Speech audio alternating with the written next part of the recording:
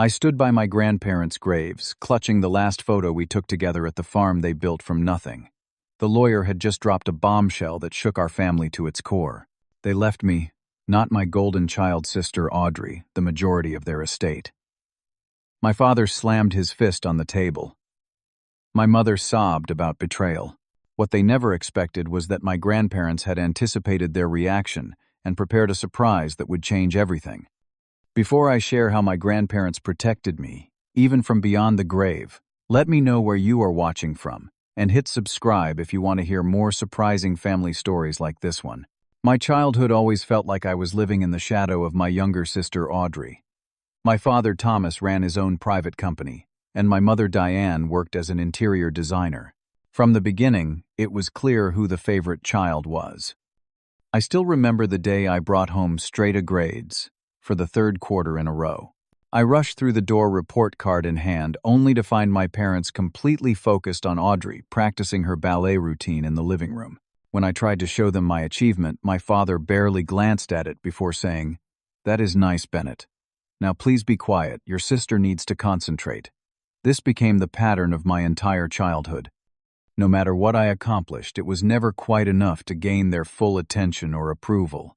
I joined the swim team and won several regional competitions. I took first prize at the science fair with my renewable energy project.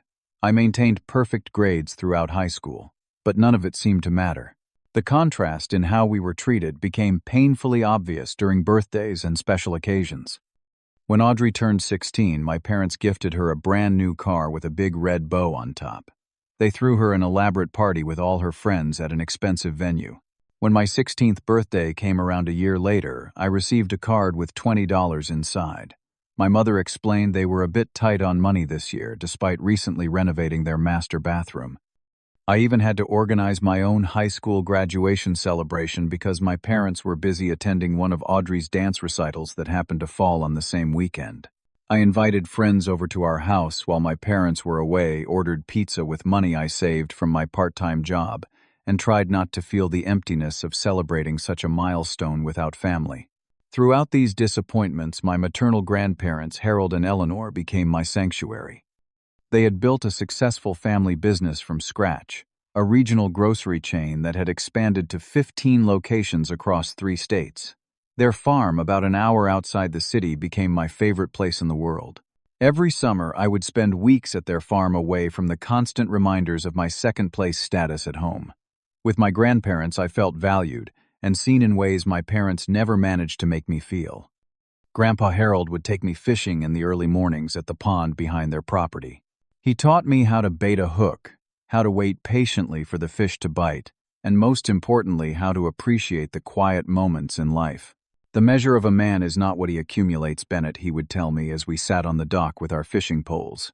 "It is what he builds and who he helps along the way." Grandma Eleanor was just as influential in my life.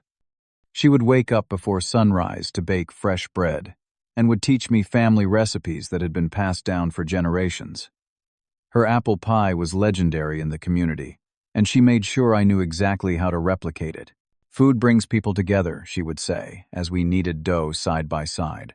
"Remember that when you have your own family someday." During those summers, Grandpa would often take me to his workshop where he would repair old furniture or build new pieces for their home. He taught me how to use different tools, how to measure twice and cut once, and how to see the potential in things others might discard. We spent one entire summer restoring an old shed on their property, transforming it into a comfortable reading nook where Grandma could enjoy her books with a view of her garden. My grandparents also shared stories about building their business, how they started with just one small corner store and gradually expanded through hard work, excellent customer service, and smart investments. These lessons about business perseverance and integrity stuck with me far more than any formal education ever could. Meanwhile, back at home, I continued striving for recognition that never seemed to come. When college application season arrived, I applied to several prestigious universities, hoping that acceptance to a top school might finally earn me the approval I had been seeking from my parents. I was accepted to an Ivy League university with a full scholarship based on my academic performance and community service work. My parents acknowledged it with a brief, Good job, before quickly steering the conversation back to Audrey's latest dance competition. College life meant independence, but it also meant financial struggle. Unlike Audrey, who received regular allowances from our parents to cover all her expenses, I worked 3 jobs to pay for books, food, and other necessities not covered by my scholarship. I waited tables at a local restaurant on weekends, worked as a teaching assistant for an economics professor, and took night shifts at the university library. Despite this grueling schedule, I maintained my grades and graduated with highest honors.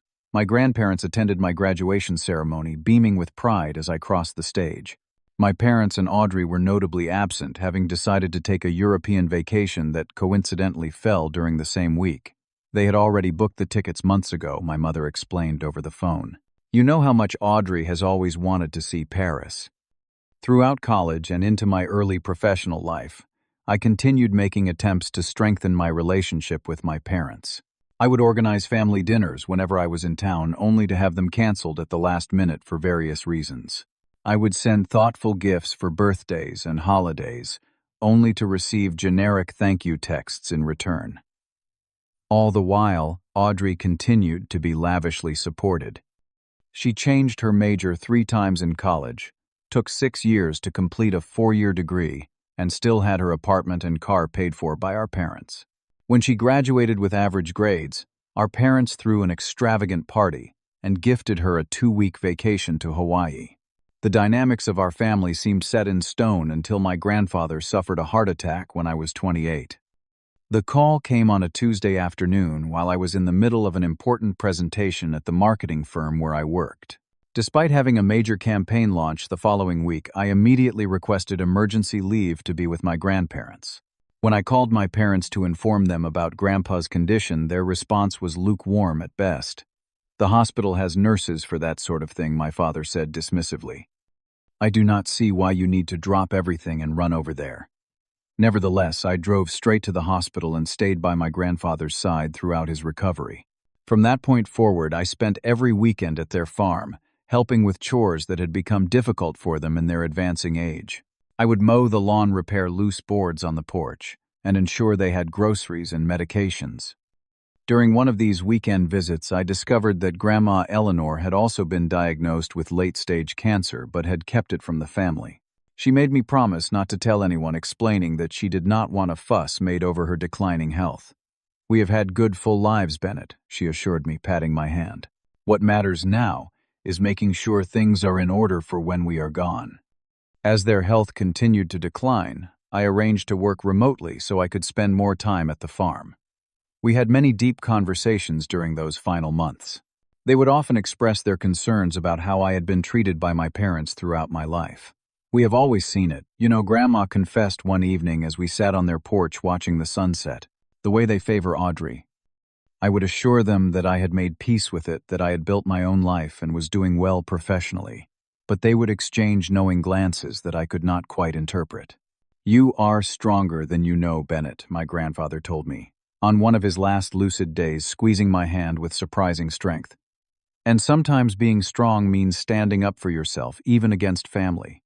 Within 6 months of each other, both my grandparents passed away peacefully. My grandmother went first in her sleep one spring night. My grandfather followed that fall after the leaves had turned the vibrant colors he had always loved. The funeral service for my grandfather was well attended.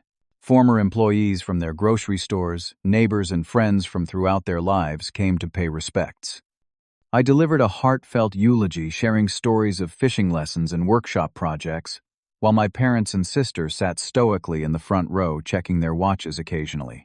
3 days after the funeral, we gathered at the office of Mr. Harrison, the family attorney who had handled my grandparents' affairs for decades. He was a dignified man in his 60s, with silver hair and wire-rimmed glasses that sat low on his nose.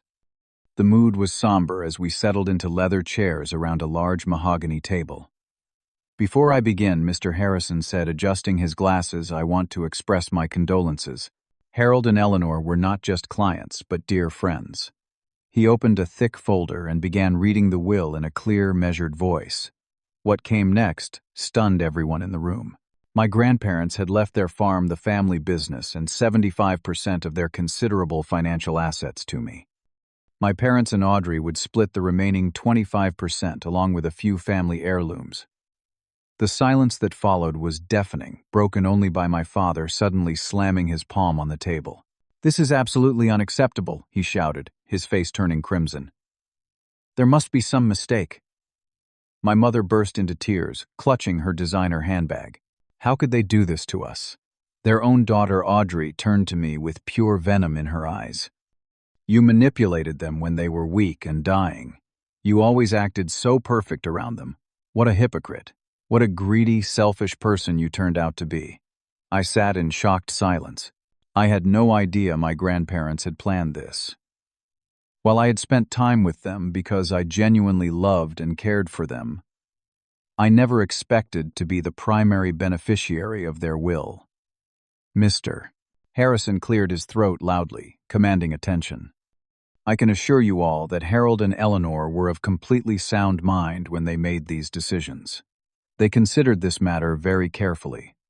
We will fight this," my father declared, standing up abruptly. "They were elderly and sick. Bennett took advantage of that. We will contest this will." As they stormed out, Mr. Harrison gave me a sympathetic look. "They might cool down after the initial shock wears off," he offered, though his tone suggested he did not believe it himself. He was right to be doubtful. In the week that followed, I received over 50 calls and text messages from my family. My mother employed emotional manipulation tactics, saying things like, "You are destroying our family. Is that what you want, to tear us apart over money?" My father took a more aggressive approach. "I will not stop until you give back what rightfully belongs to this family. You think you can steal from us. We will see about that." Audrey spread rumors among extended family members, painting me as an opportunistic vulture who had swooped in during my grandparents' vulnerability to secure their fortune for myself. Soon, distant cousins and aunts were calling me, urging me to do the right thing and share the inheritance equally. My parents arranged what they called a family dinner to discuss the situation, but it quickly devolved into an interrogation. They demanded to know what I had said to influence my grandparents, accusing me of turning them against the rest of the family. When I maintained that I had done nothing of the sort, my father called me a liar to my face. Things escalated further when I discovered my father had hired a lawyer specializing in contesting wills.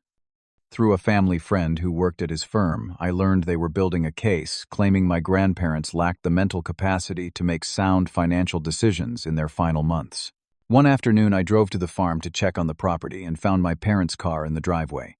They had let themselves in with their old key and were going through the house, removing valuable antiques, jewelry, and important documents. When I confronted them, my mother claimed they were just collecting a few sentimental items, though the expensive silver tea set in her arms suggested otherwise. The following weekend, I was uninvited from a cousin's wedding where the entire extended family would be present. The message was clear: cooperate with their demands or be ostracized. The betrayal cut deep. These were people who had consistently overlooked me throughout my life, who had missed my achievements and milestones, who had always made me feel secondary. And now they were painting me as the villain, because my grandparents had recognized and valued our relationship. The situation reached its breaking point when I received legal documents from my parents' attorney. They were formally challenging the will, claiming my grandparents were unduly influenced and not of sound mind when they made their decisions. They even suggested I had deliberately kept them away from my grandparents during their final days, a blatant falsehood given how little interest they had shown in visiting. Through a stroke of luck, or perhaps my grandfather's foresight, I overheard a damning conversation. I had gone to my parents' house to attempt one more reasonable discussion and heard voices coming from my father's home office. The door was slightly ajar, and I could clearly hear my father speaking with his new attorney. "We need to find a doctor willing to review the medical records and testify that they were cognitively impaired," my father was saying. "And we need witnesses who can say they noticed memory problems, confusion, anything like that." "And once we secure the assets," the attorney asked. My mother's voice chimed in, "Everything goes to Audrey, of course. Bennett has never been a priority for us, and that is not about to change now." I heard Audrey's voice. "Next, I have already spoken with a real estate agent about listing the farm. And there are buyers interested in the grocery chain. We could liquidate everything within months." Bennett was always such a disappointment, my father added, his voice dripping with disdain. Too sensitive, too bookish. He never had what it takes to handle the family assets properly. He does not deserve any of it. I backed away silently, my suspicions confirmed in the most painful way possible. This was not about fairness or family legacy. This was about greed, pure and simple.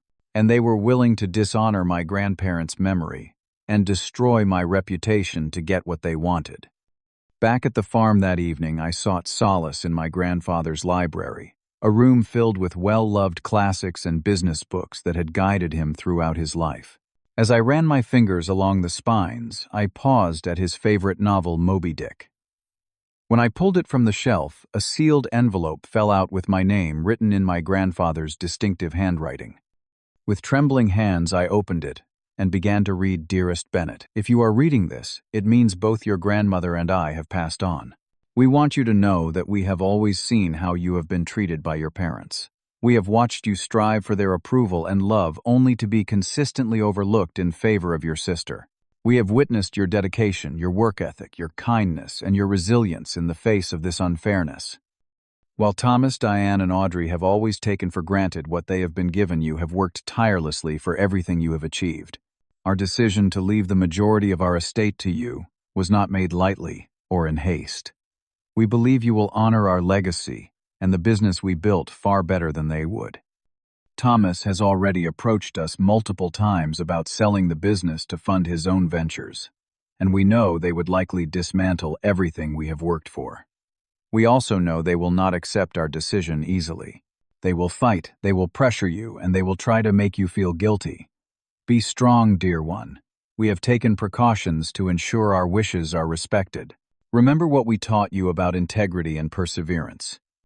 Stand firm in the knowledge that you deserve this inheritance, not just because of the love and care you showed us, but because of the person you have become despite the challenges you have faced. With all our love, Grandpa Harold and Grandma Eleanor. Tears streamed down my face as I read their words.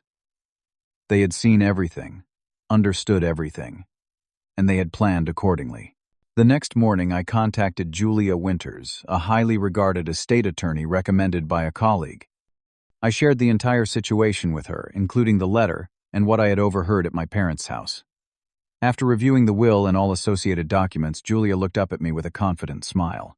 "This is one of the most meticulously crafted wills I have ever seen. Your grandparents left nothing to chance." "What do you mean?" I asked. "Your grandparents came to see me about 2 years ago," she revealed. "They wanted to ensure their wishes would be honored, especially since they anticipated resistance." She pulled out a folder containing documents I had never seen. They had comprehensive neurological and psychological evaluations done every 6 months for the last 3 years of their lives, specifically to document their mental competence. Even more surprising, she showed me video recordings of my grandparents discussing their will, clearly articulating their reasons for their decisions. "They also left this for you," Julia said, handing me a sealed DVD. "They asked that you watch it privately before we proceed further." That night, I watched the recording with a heavy heart. My grandparents sat side by side in their living room looking directly into the camera. "Bennett," my grandfather began, "if you are watching this, then the situation has escalated as we feared it might." My grandmother continued, "We want you to know that we made this choice with clear minds and full hearts. Your parents have known about our decision for over a year. We told them directly, hoping they would accept it graciously." They went on to explain how they had watched me grow into a responsible, compassionate adult, despite the neglect I had experienced. They believed the family legacy would be safe in my hands. Armed with this knowledge and evidence, I agreed to a meeting with my parents, Audrey, and their lawyer. Julia accompanied me for support and legal guidance. My parents arrived with confident smirks, clearly believing they had the upper hand. Their attorney presented their case, first outlining their claims about my grandparents' diminished capacity and my supposed manipulation. I remained silent throughout, letting Julia handle our response. When it was her turn, she methodically dismantled each of their arguments with documentary evidence. She presented the medical evaluations, the video testimony, and witness statements from my grandparents, doctors, friends, and business associates. My family's expressions changed from smug certainty to growing alarm as Julia continued her presentation. The final blow came when she revealed a special clause in the will. Anyone who contested the will would automatically forfeit their share of the inheritance entirely. Your parents were explicitly informed of this clause, Julia explained, playing an audio recording of my grandfather explaining this very provision to my father, who acknowledged understanding it. My mother turned pale. My father's jaw clenched in, barely contained rage. Audrey looked between them in confusion, her carefully constructed plan crumbling before her eyes. Their lawyer leaned over to whisper something to my father, who nodded grimly. It was clear they knew they could not win. After months of hostility and legal maneuvering, I finally spoke up. I never cared about the money or property, I said quietly. All I ever wanted was to be valued as much as Audrey. To be loved equally. To be seen. I looked directly at my parents. Why was I never good enough for you? What did I do wrong? I worked so hard, achieved so much, and none of it seemed to matter. My father could not meet my gaze. My mother dabbed at tears that seemed more about her own disappointment than any regret for how they had treated me. You may not know this, I continued, but I helped pay for Audrey's college textbooks during her 5th year when your support temporarily decreased. I did it anonymously because I cared about her education, not for recognition. I took a deep breath. I will not contest Grandma and Grandpa's wishes. I will not sign over the inheritance. I am going to honor their legacy exactly as they intended. Within a week, my parents withdrew their legal challenge. The battle was over, and for the first time in my life, I had stood my ground against their manipulation and won. In the months that followed, I moved into my grandparents' farm. The familiar creaking floorboards, the smell of Grandma's garden, and the workshop where Grandpa had taught me so much brought me a sense of peace I had not felt in years. I took over operations of the grocery chain, implementing modern inventory systems, while maintaining the personal touch and community focus that had made it successful. I expanded their charitable initiatives, creating a food donation program that partnered with local farms to provide fresh produce to underserved communities. The business thrived under my leadership, and I found satisfaction in creating jobs and contributing to the local economy. Several employees who had worked with my grandparents for decades commented on how I had their same business instincts and ethical approach. To process the pain of my family's betrayal, I joined a support group for adults dealing with family estrangement. Hearing others' stories helped me realize I was not alone in experiencing such painful rejection from those who should have loved me unconditionally. I formed deep friendships with colleagues, neighbors, and community members who appreciated me for who I was, not what I could do for them. These connections helped fill the void left by my fractured family relationships. For 3 months, I heard nothing from my parents or Audrey. Then slowly extended family members began reaching out. A cousin called to apologize for believing the rumors. An aunt invited me to her son's graduation. The family ice began to thaw, at least around the edges. Eventually, my mother called. Our conversation was stilted at first, but as we talked, I sensed a dawning recognition in her of how their treatment had affected me throughout my life. She did not apologize directly, but she asked if we could meet for coffee the following week, a small olive branch I cautiously accepted. My father remained distant, too proud to acknowledge his wrongdoing or the failure of his scheme.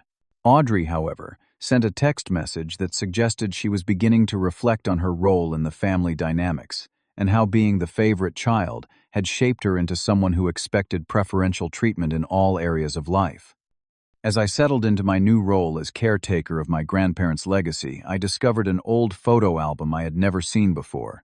It contained pictures of them when they were young, building their first store, celebrating small victories, and facing challenges together. Alongside it was my grandmother's journal, chronicling their journey from struggling young entrepreneurs to successful business owners. Their story inspired me to establish the Harold and Eleanor Scholarship Fund for students from low-income backgrounds pursuing business degrees. The first year, we awarded 10 scholarships to promising young people who reminded me of my grandparents with their determination and work ethic. I also donated to the Cancer Research Center, where my grandmother had received treatment, and the cardiac unit that had cared for my grandfather. Giving back to causes they cared about felt like a way to honor their memory and continue their tradition of community support. Each year on the anniversary of their passing, I hosted a memorial event at the farm inviting friends, employees, and community members to celebrate their lives. We shared meals made from my grandmother's recipes, told stories about their kindness and wisdom, and reinforced the values they had lived by. Looking back on the tumultuous journey following my grandparents' deaths, I realized how much I had grown.